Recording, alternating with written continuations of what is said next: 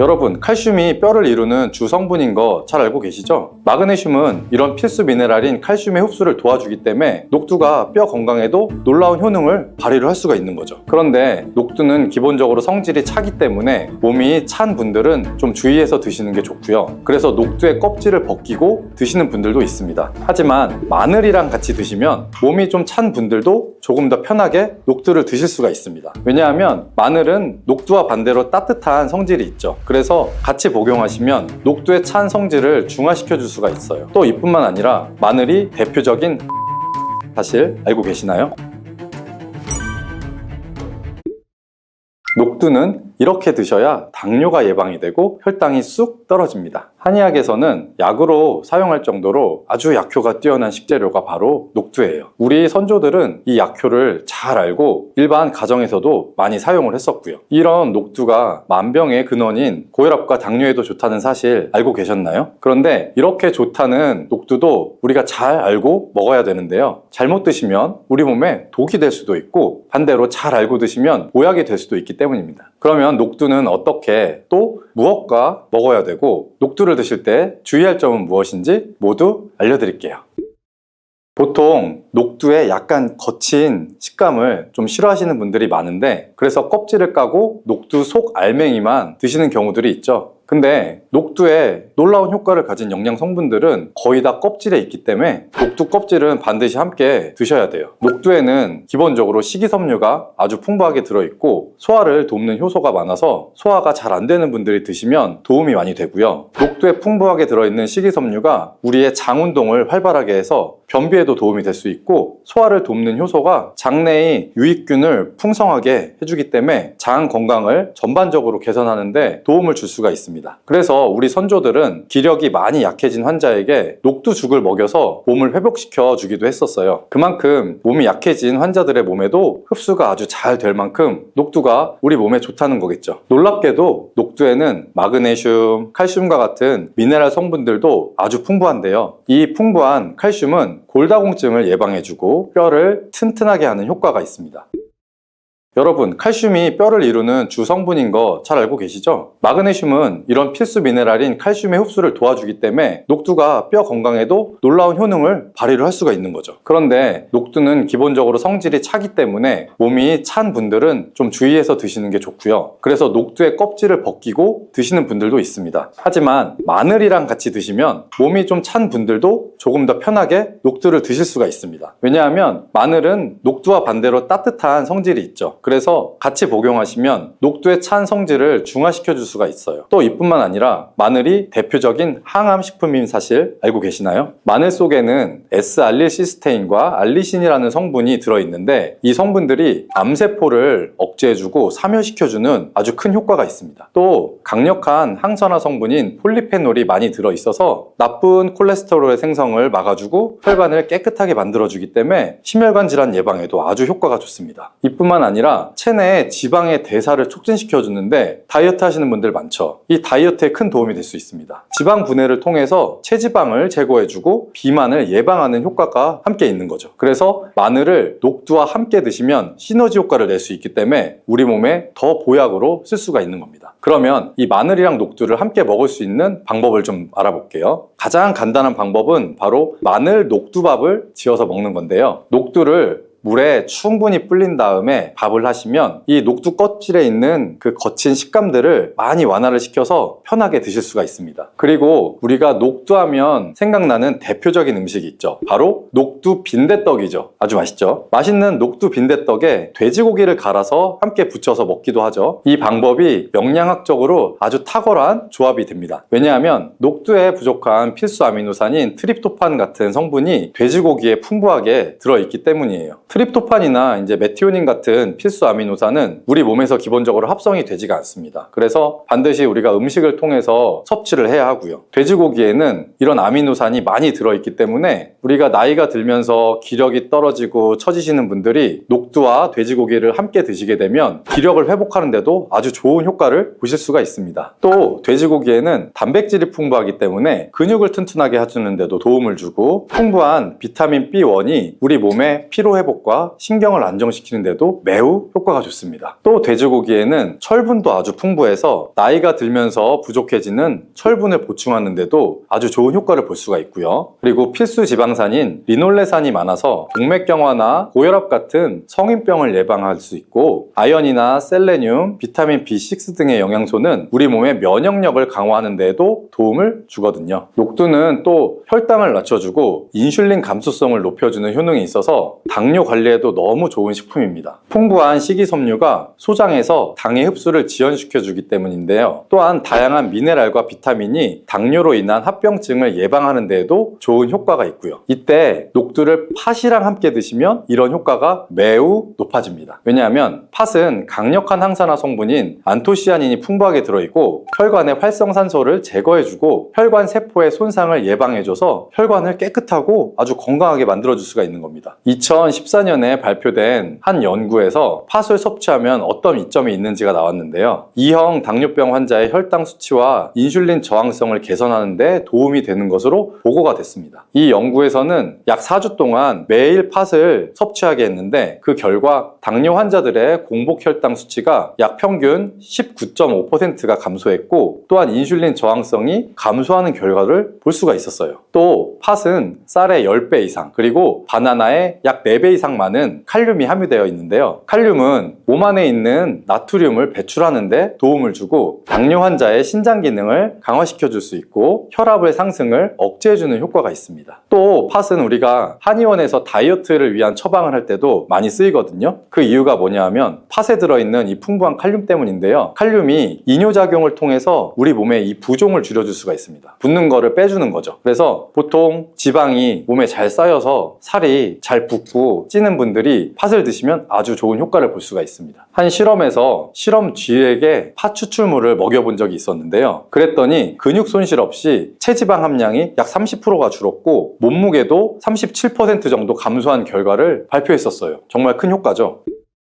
자, 이렇게 녹두와 함께 복용하면 좋은 식품들을 우리가 알아봤는데요. 그렇다면 녹두를 복용할 때 주의할 점도 있겠죠. 어떤 것이 있는지 한번 볼게요. 첫 번째는 녹두의 차가운 성질이에요. 이 녹두의 차가운 성질은 우리 몸에 열을 낮춰줄 수 있고 외부로부터 받는 스트레스를 해소시켜주는 효과가 있는데요. 또 염증을 완화시킬 수도 있고 통증을 줄이는 데도 도움이 됩니다. 그래서 두통이 심한 분들은 녹두로 속을 채운 베개를 쓰면 두통을 완화하는 효과를 보시기도 합니다. 다만 이 찬 효과 때문에 녹두를 드실 때 주의하셔야 할 점이 있겠죠. 평소에 몸이 차서 냉증이 있는 분들은 녹두를 많이 드시게 되면 오히려 거꾸로 해가 될 수가 있겠죠. 찬 음식이 많이 들어가면 위나 장이 차가워지기 때문에 소화력이 보통 좀 떨어질 수가 있고요. 그래서 이제 복통이나 변비, 설사 같은 증상들이 나타날 수가 있습니다. 그래서 이런 분들은 녹두를 드시려면 앞에서 말씀드린 대로 마늘이랑 함께 드셔보시기 바랍니다. 그리고 두 번째로 주의할 점은 바로 녹두의 강력한 해독작용인데요. 이 녹두의 해독작용은 우리 몸에 도움을 줄 수가 있는데요. 몸의 중요한 장기 중에 하나인 간에 특히나 많은 도움을 줍니다. 왜냐하면 간은 우리 몸에 들어오는 독소를 해독해주는 역할을 맡고 있죠. 녹두가 이런 간의 해독 기능을 올려줄 수가 있기 때문이죠. 녹두에 들어있는 풍부한 단백질과 펩타이드가 간의 해독작용에 필요한 글루타치온의 원료를 공급을 해주게 되고 체내에 중금속이나 독성 물질을 결합시켜서 몸 밖으로 배출을 도와주게 됩니다. 특히 중금속 해독 연구에서는 납이나 카드뮴 등의 흡수를 억제하고 배출을 도와줘서 독성을 완화하는 효과를 보여주기도 했었고요. 하지만 이런 효과가 우리가 보약을 복용할 때는 거꾸로 상극이 될 수가 있습니다. 몸이 약하거나 여러 가지 이유로 보약을 드시는 분들 많이 있죠. 바로 이 보약의 효과가 녹두의 해독작용 때문에 오히려 사라져버릴 수가 있기 때문인데요. 그래서 우리가 한의원에서 보통 한약을 짓거나 하면 녹두나 숙주나무를 먹지 말라고 얘기하는 거를 들어보신 적이 있을 거예요. 이 녹두의 해독작용은 녹두 껍질에 있는 성분 때문에 보통 나타나는데요. 껍질을 제거하고 만든 요리나 녹두 전분으로 만든 청포묵이나 녹두 당면을 드시면 녹두의 해독작용은 누릴 수가 없어요. 물론 녹두 껍질을 제거해도 알맹이의 영양 성분들이 풍부한데요. 우리가 해독작용이 필요한 경우에는 껍질을 제거하지 않고 그대로 복용하시는 게 좋습니다. 그리고 세 번째로 복용 시에 주의할 점은 바로 녹두의 풍부한 칼륨입니다. 칼륨입니다. 앞에서 한번 말씀을 드렸는데 칼륨은 몸에 나트륨을 배출해주며 당뇨와 고혈압에도 도움이 되지만 만약에 신장 질환이 있는 신장이 약하신 분들에게는 거꾸로 독이 될 수가 있습니다. 신장이 약하신 분들이 이 녹두를 필요 이상으로 많이 과량 드시게 되면 칼륨 배출이 제대로 안 되기 때문에 몸에 칼륨이 쌓이면서 고칼륨 혈증이 발생할 수가 있거든요. 만약에 고칼륨 혈증이 오면 근육이 약해지거나 부정맥, 심장질환 등의 증상이 발생할 수가 있기 때문에 신장이 약하신 분들은 과도하게 많이 드시지 않는 게 좋습니다.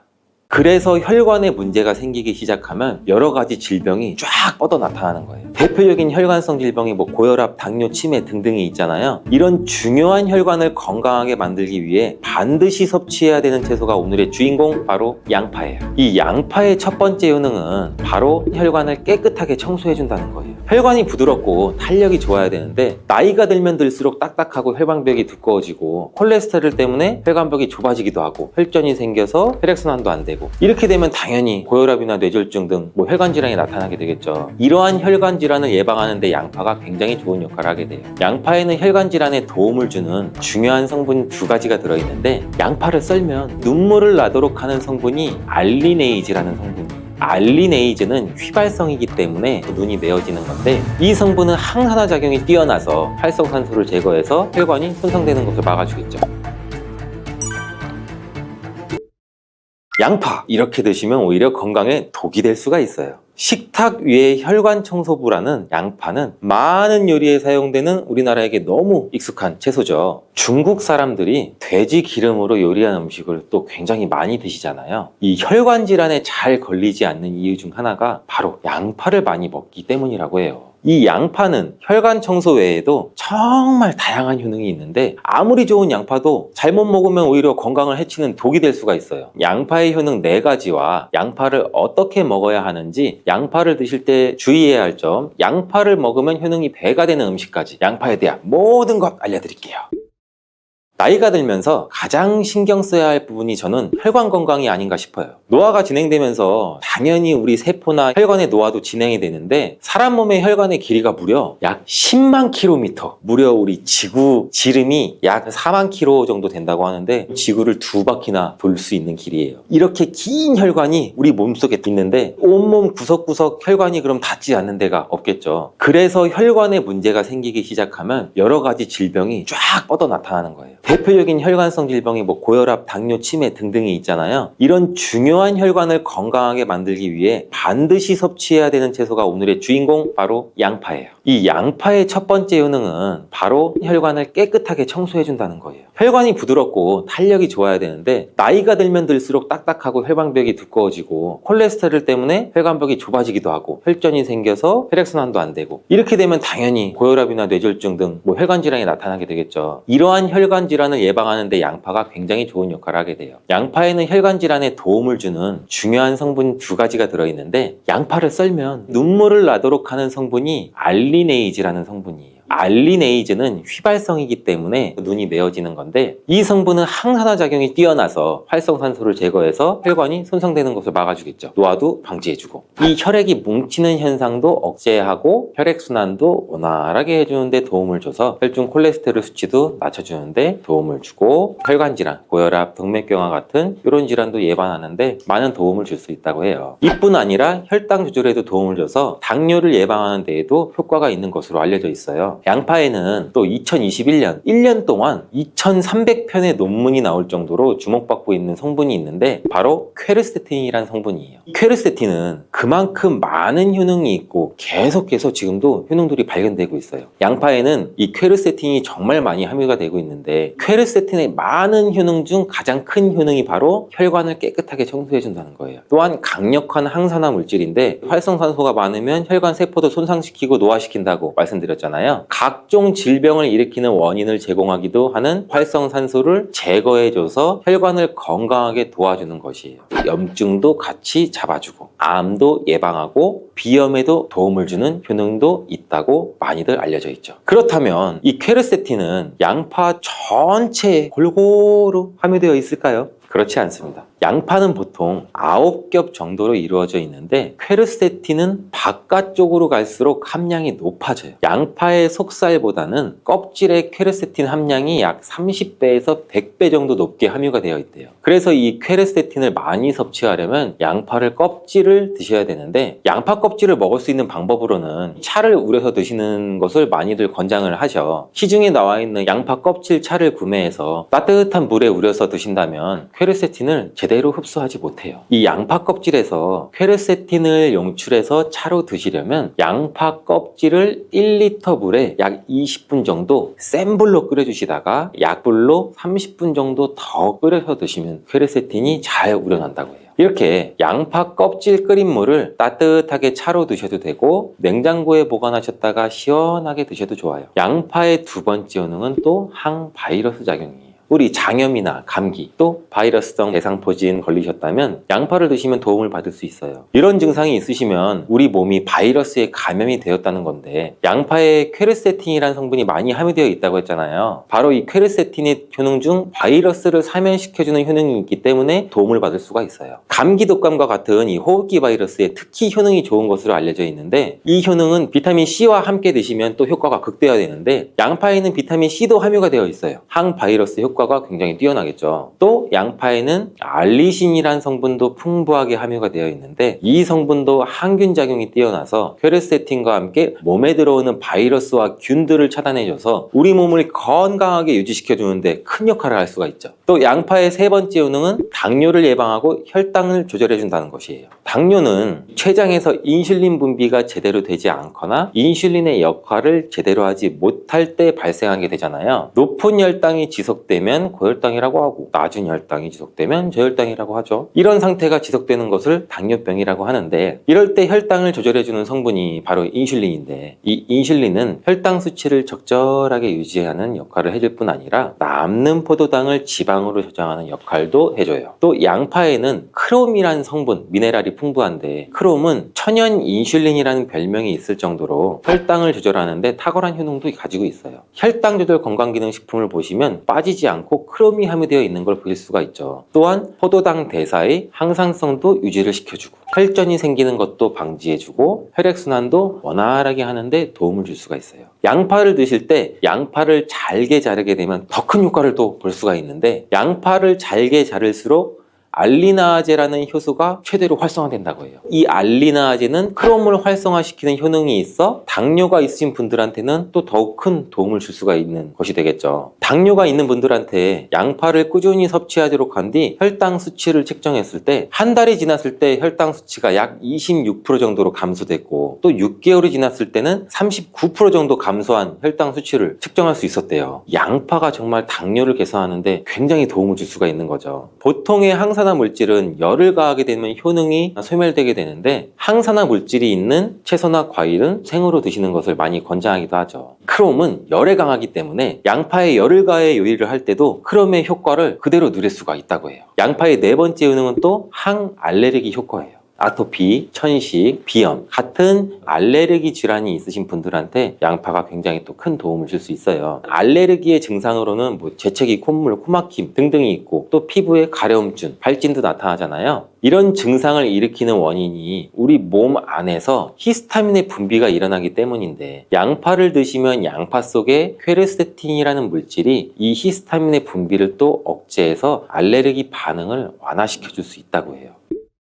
이러한 여러 효능이 있는 양파는 함께 드실 때 효능이 배가 돼서 보약이 되는 잘떡궁합의 식품들이 있는데, 첫 번째 바로 식초예요. 양파를 피클로 만들어 드시면 상큼하니 입안을 개운하게 해주기도 하는데, 고기랑 함께 드실 때 참 좋죠. 한 가지 주의할 점은, 이런 피클을 만들 때 설탕을 너무 많이 넣으면 오히려 건강에 더 해가 되겠죠. 피클의 맛이 약간은 떨어지더라도 건강을 위해서는 설탕은 빼고 만드시는 것을 추천해 드려요. 또한 식초에는 피로를 유발하는 젖산의 분비를 억제하는 효능이 있고, 양파는 피로 회복에 좋은 비타민 B1의 흡수를 촉진하는 효능도 있어 양파와 식초를 함께 드시면 에너지를 충전하고 피로를 회복하는 데 도움을 받을 수가 있죠. 또한 식초는 나쁜 콜레스테롤의 흡수도 억제해서 혈관 건강도 도움을 줘서 우리 몸의 면역력 강화에도 큰 효과가 있습니다. 양파와 함께 드시면 보약이 되는 식품 두 번째는 바로 계란이에요. 이 계란 노른자에는 루테인과 지아잔틴 이 두 가지 중요한 항산화 성분이 풍부하게 함유가 되어 있는데, 이 지아잔틴은 자유라디칼이라는 성분으로부터 우리 눈을 보호하죠. 이 자유라디칼은 환경적인 요인이나 노화나 스트레스 등으로 발생해서 우리 세포를 손상시키는 것을 말해요. 눈에 발생하게 되면 심하면 또 실명까지도 이를 수가 있는데, 이 계란에는 콜린이라는 성분이 함유가 되어 있는데, 콜린은 대표적인 뇌 건강을 좋게 하는 물질이에요. 아세틸콜린이라고 하는 신경 전달 물질을 만드는 데도 콜린이 작용하기도 하는데, 이 아세틸콜린이 부족하게 되면 기억력 저하나 학습 능력의 감소, 더 나아가서 이제 치매도 일으킬 수가 있겠죠. 양파의 퀘르세틴과 알리나제 성분으로 혈관을 깨끗하게 하고 활성산소도 제거해서 혈관 세포를 손상도 막아주는 효과랑, 계란의 콜린이 효능이 만나서 뇌혈관을 건강하게 하고 뇌신경을 활발하게 해서 치매 예방에 정말 좋은 음식이 되는 거죠. 양파와 함께 드시면 보약이 되는 식품 세 번째는 마늘입니다. 마늘에는 알싸한 매운맛을 내는 성분도 들어있는데, 이 성분이 혈중 지질, 콜레스테롤 수치를 낮춰 중성지방도 낮추는데도 굉장히 효과적인 성분이에요. 이를 통해서 혈관의 동맥경화를 방지하는 데 또 도움을 줄 수도 있고, 심혈관 질환을 예방하는 데도 아주 좋은 성분이 될 수가 있죠. 항산화 성분인 폴리페놀이 풍부해서 콜레스테롤이 산화되는 것을 막아서 나쁜 콜레스테롤이 만들어지는 걸 방지해줘요. 또 마늘은 미국 국립암연구소가 선정한 48가지 항암식품에 들어가는데, 마늘에 함유된 알리신 과 유황화합물, 그리고 셀레늄이 바로 항암 효과를 나타내요. 이 성분들이 암세포의 성장을 억제하는 데 굉장히 탁월한 효과가 있고, 면역력도 강화해줘서 암을 예방하는 데 굉장히 큰 도움을 주는 거죠. 특히 소화기 계통의 암 종류에 대해서는 50%에서 70% 정도의 억제율을 보인다는 실험 결과도 있어요. 이런 효과들이 양파와 만나면 양파의 효능과 마늘의 효능이 극대화돼서 암 예방이나 혈관 건강에 아주 좋은 음식이 될 수가 있겠죠. 양파와 함께 드시면 보약이 되는 식품 네 번째는 브로콜리예요. 브로콜리에는 설포라판과 인돌 화합물이 풍부하게 함유가 되어 있는데, 이 성분에는 암세포의 성장을 억제하고 암을 예방하는 데 굉장히 뛰어난 효능이 있는 항암 성분이에요. 또한 비타민C, 베타카로틴 등등 항산화 물질이 풍부하게 함유가 되어 있어서 우리 몸의 활성산소도 제거하고 노화를 방지하는 데에도 굉장히 효과적이고, 비타민 A도 굉장히 풍부하게 함유가 돼서 눈의 피로도 해소하고 시력을 보호하는 데에도 굉장히 큰 도움을 줄 수가 있겠죠. 또한 풍부한 식이섬유가 있어서 장 운동도 촉진하고 배변 활동도 원활하게 해줘 장 건강에도 굉장히 큰 도움을 줄 수가 있어요. 철분도 풍부하게 함유하고 있어 빈혈을 예방하는 데도 굉장히 효과적이랍니다. 브로콜리에는 바이러스에 대한 저항력을 높여주는 인터페론의 분비를 촉진하는 성분도 함유가 되어 있는데, 이러한 브로콜리의 좋은 효능은 양파와 함께 드시면 효과가 극대화돼서 우리 몸에 정말 좋은 식품이 될 수가 있어요. 양파와 함께 드시면 보약이 되는 식품 다섯 번째, 오메가3 지방산이 풍부한 들기름이에요. 들기름은 오메가3 지방산이 풍부해서 우리 뇌의 신경을 보호하고 염증도 감소시켜주는 효과가 있어요. 또한 이 알파리놀렌산이 풍부한데, 이 성분은 우리 몸에 흡수될 때 이 DHA로 전환이 돼서 기억력을 또 강화시켜줘요. 학습 능력 또한 향상시켜주는 효과도 갖고 있는데, 이 오메가3가 풍부한 등푸른 생선을 섭취해도 같은 효능도 누릴 수가 있어요. 양파와 들기름, 꽁치, 고등어와 같은 등푸른 생선을 드셔도 뇌 건강에 많은 도움을 받을 수가 있죠.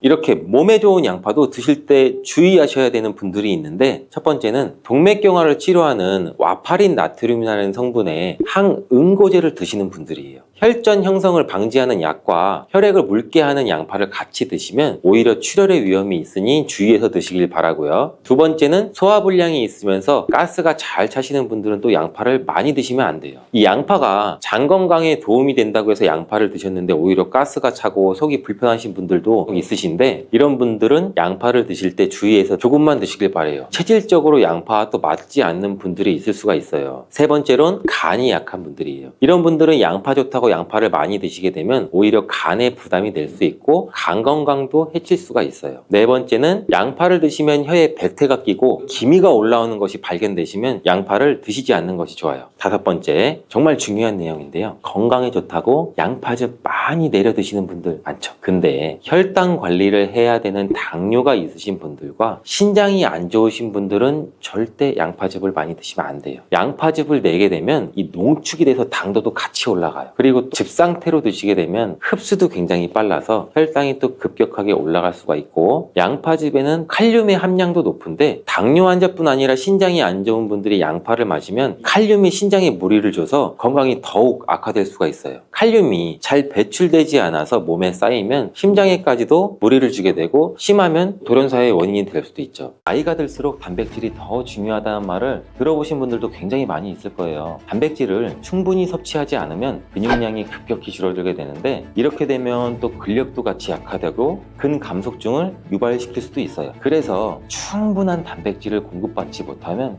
우리 몸은 뇌 기능이 떨어지고 치매나 인지 기능 저하의 위험도 점점 커질 수가 있다는 가능성이 있다는 거예요. 필수적인 단백질을 충분히 섭취하기 좋은 음식에는 그럼 과연 무엇이 있을까요? 건강한 습관이 항상 나를 만든다. 건강한 삶을 원하시면 지금 바로 구독을 눌러주세요. 50대 이후에 근육이 많이 빠졌다면 이것을 드시면 됩니다. 요새 들어 몸이 예전 같지 않다고 느끼시는 분들 굉장히 많은가요? 만약 그런 분들이 계신다면 몸에 단백질이 부족한 것을 의심해 볼 수도 있어요. 나이가 들면서 왜 단백질 섭취가 중요한지, 그리고 그에 따른 여러 가지 사실들을 알아보라고 하는데, 나이가 들수록 단백질이 더 중요하다는 말을 들어보신 분들도 굉장히 많이 있을 거예요. 우리 몸에 필수 영양소라는 단백질, 이 단백질 섭취가 중요한 이유, 제가 바로 5가지를 알려드릴게요. 첫 번째로 근감소증 예방이 있어요. 자, 나이가 들면 근육량이 자연스럽게 줄어들게 되는데 이를 근감소증이라고 해요. 근감소증은 우리 근육이 빠르게 줄어드는 질환으로, 단백질은 근육을 구성하는 주요 성분 알고 계시죠? 단백질을 충분히 섭취하지 않으면 근육량이 급격히 줄어들게 되는데, 이렇게 되면 또 근력도 같이 약화되고 근감소증을 유발시킬 수도 있어요. 이러한 단백질이 부족하게 되면 그 진행이 훨씬 더 빨라질 수가 있는데, 근육이 줄어들게 되면 일상생활을 하기 굉장히 불편해지고,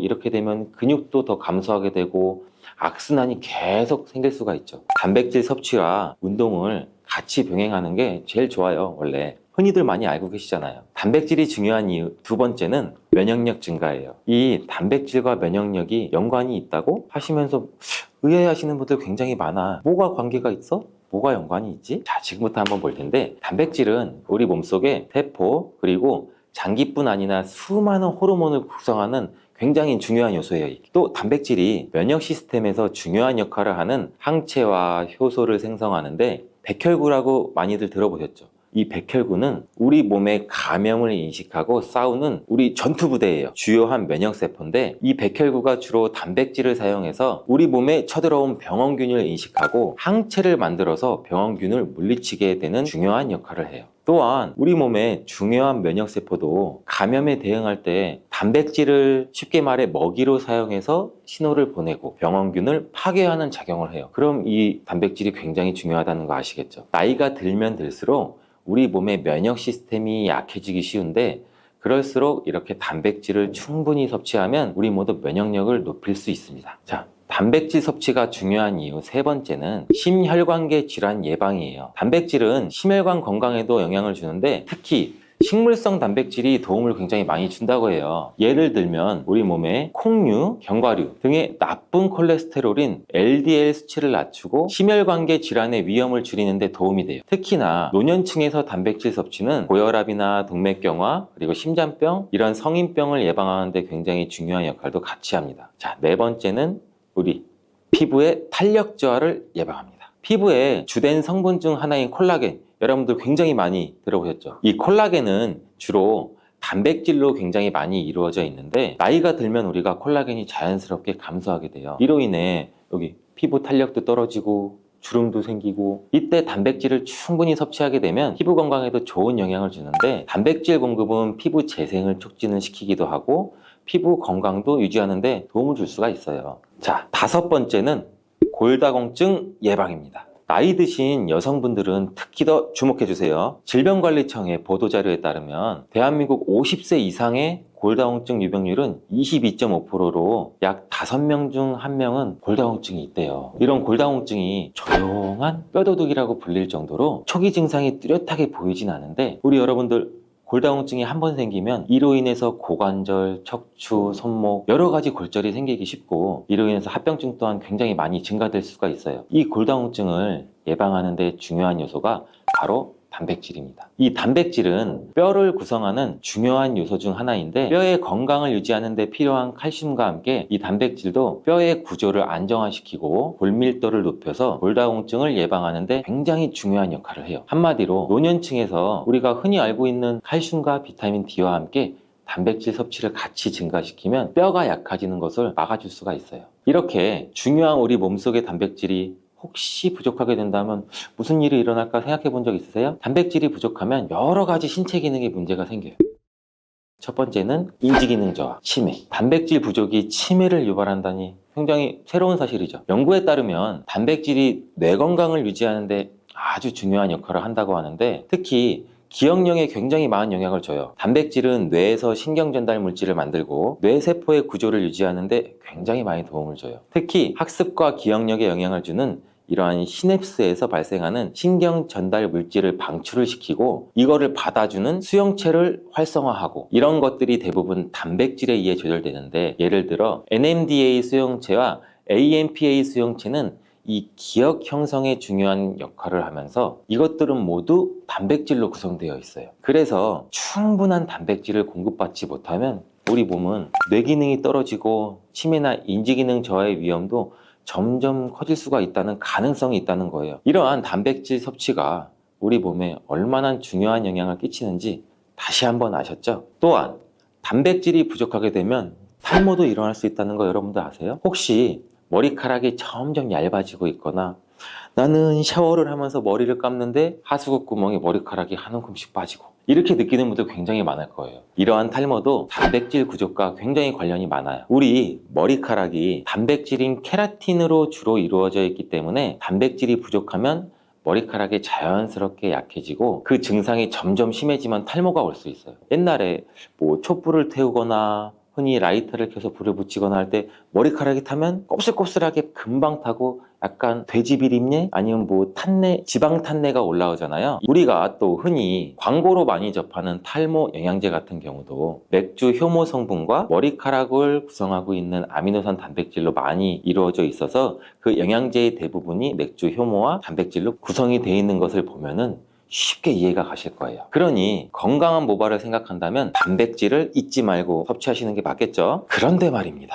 왜 노년층이 단백질을 더 많이 섭취해야 하는 걸까? 젊은 사람보다 더 중요한 이유가 있을까요? 그 이유는 노년층은 근육이 자연스럽게 감소가 돼요. 또 신진대사도 느려져서 우리 몸의 기초대사량이 감소하기 때문에 체지방률이 증가할 수가 있고 단백질의 체내 합성 능력 또한 떨어지게 돼요. 그러면 어떻게 될까요? 근육량이 줄어들게 되면 그만큼 여러분들의 신체 활동도 힘들어지면서 일상생활에서 어려움을 겪을 수가 있는 거예요. 그래서 노년층은 단백질을 충분히 섭취해서 근육을 유지하는 게 정말 중요해요. 근데 노년층은 소화 기능이 떨어지기 때문에 사실 고기나 생선 같은 이러한 동물성 단백질을 섭취하는 게 굉장히 불편할 수가 있어요. 또 나이가 드시면서 식사량 또한 감소가 될 수가 있고 식사 준비의 번거로움도 매끼 단백질을 챙겨 먹고 하는데 어려움을 주는 게 사실이에요. 그래서 혼자 지내시는 분들은 더욱더 단백질 섭취가 어렵기도 해요. 어떤 분들은 체중 증가를 걱정하시면서 단백질이 고칼로리라고 생각해서 드시기를 꺼려 하시고 그렇다고 해서 섭취하기 어렵다고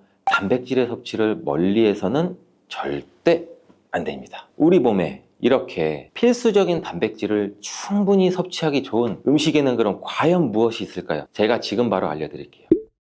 단백질을 섭취하기에 좋은 추천 음식 4가지를 바로 소개해드리면 첫 번째, 계란입니다. 사실 단백질 하면 가장 먼저 떠오르는 식품이 계란이죠. 운동을 굉장히 많이 하는 분들도 계란도 많이 먹고 이 하루에 필요한 단백질의 20%를 계란으로 섭취할 수 있다는 거 아셨나요? 특히 계란의 단백질은 완전 단백질로 분류하게 되는데 이는 우리 몸이 제대로 기능하는데 필요한 필수 아미노산을 포함한다는 거예요. 계란은 단백질뿐 아니라 비타민 A, D, E도 함유하고 있어서 건강에 매우 좋은데 자연적으로 비타민 D를 함유하고 있는 드문 식품 중 하나예요, 이 계란이. 또한 계란 노른자에는 칼슘, 구리, 요오드, 철분 이렇게 미네랄 굉장히 많이 풍부하고 있는데 이 계란을 먹으면 정말 많은 다양한 영양소를 섭취할 수 있다면 이점이 분명하게 있다는 거예요. 자, 두 번째 식품은 생선이에요. 우리 등푸른 생선 좋다는 이야기는 누구나 한 번쯤은 들어보셨을 텐데 사실 이 등푸른 생선뿐 아니라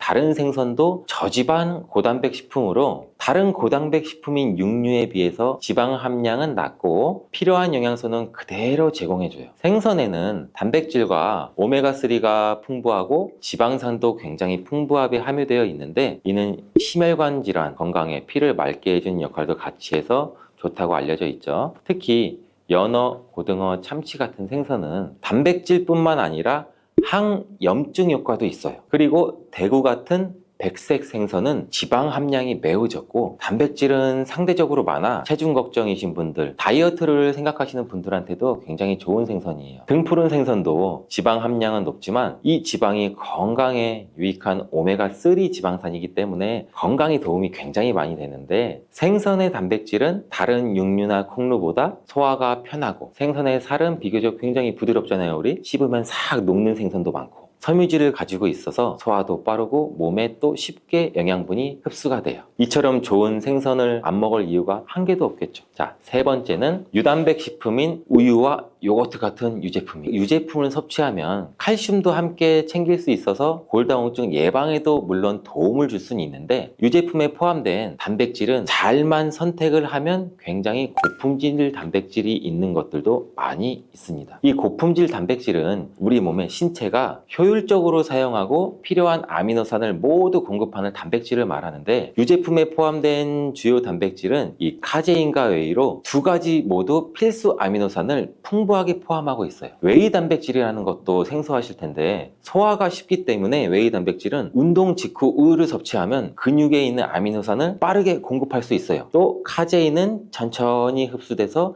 장기간 일정 수준의 아미노산을 우리 몸에 제공해 근육 손실을 방지하는 데 도움을 줄 수가 있어요. 하지만 우유 제품을 먹으면 속이 더부룩하거나 불편하신 분들도 많으시죠. 많은 사람들이 유제품을 섭취할 때 소화 불편을 겪을 수가 있는데 특히 락토스 불내증, 즉 유당불내증이 있는 경우에요. 어린이들도 유당불내증이 있는 어린이가 많아서 요새 시장은 굉장히 다양해져서 이런 분들을 위한 락토프리 우유, 치즈, 요구르트 등은 이 락토스가 거의 없거나 적은 제품들도 굉장히 많이 나와 있어요. 이 락토스 불내증이 있는 사람들도 이런 유제품은 문제없이 섭취가 할 수 있는데 소화가 어렵거나 내가 힘드신 분들은 참고하시면 될 것 같아요. 자, 네 번째는 콩류예요. 우리 콩류 또한 식물성 단백질로 굉장히 유명하죠. 콩류는 식물성 단백질을 제공하는 가장 대표적인 식품인데 두부나 우유 같은 식품으로 쉽게 섭취할 수도 있고 콩류와 같은 식물성 단백질은 고기와 유제품과 같은 동물성 단백질에 비해 지방 함량이 굉장히 낮아요. 또한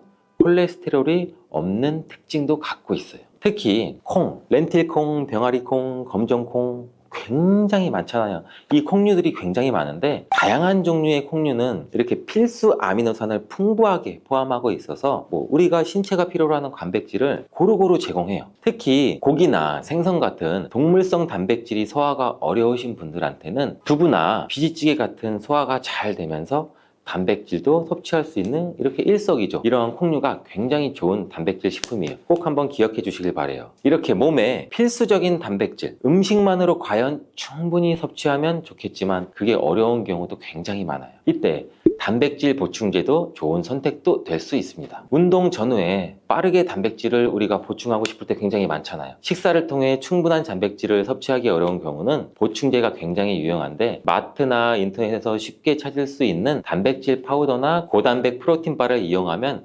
간편하게 단백질을 빠르게 보충할 수도 있어요. 하지만 이렇게 간편하게 섭취할 수 있는 제품을 몸에 좋다고 많이 섭취하게 되면 좋을까요? 과량 섭취할 때도 큰 문제가 될 수가 있어요. 한 번에 우리가 과도한 단백질을 섭취하면 신장에서 부담을 줄 수가 있고 또 우리 몸에 불필요하게 지방으로 쌓일 수가 있죠. 단백질의 하루의 권장 섭취량은 성인 기준 몸무게 1kg당 1g이에요. 하루 권장 섭취량을 지키는 게 꼭 중요한데 한마디로 보충제는 식사로 부족한 부분을 말 그대로 보충하는 역할만 하고 식사로 골고루 단백질을 섭취하는 게 가장 이상적입니다. 단백질 섭취 시 간단한 팁을 알려드릴게요. 매 끼니마다 조금씩 단백질을 나눠서 섭취하는 게 단백질의 흡수에는 굉장히 효과적인 거 아셨어요? 모르셨죠? 단백질은 탄수화물과 지방과 다르게 잉여 단백질이라는 게 있어요. 이 잉여 단백질은 우리 몸에 저장이 되지 않아요. 그 때문에 한 번에 과량으로 섭취하면 소화가 어려워지고 또 우리 신장에 부담을 줄 수가 있어요. 필요 이상의 단백질은 어느 정도 흡수되고 배출이 되기 때문에 번거롭더라도 매일 조금씩 매 끼니마다 나눠서 섭취하는 게 중요합니다. 고기 좋아하시는 분들 손 들어보세요. 채소 좋아하시는 분들 손 들어보세요.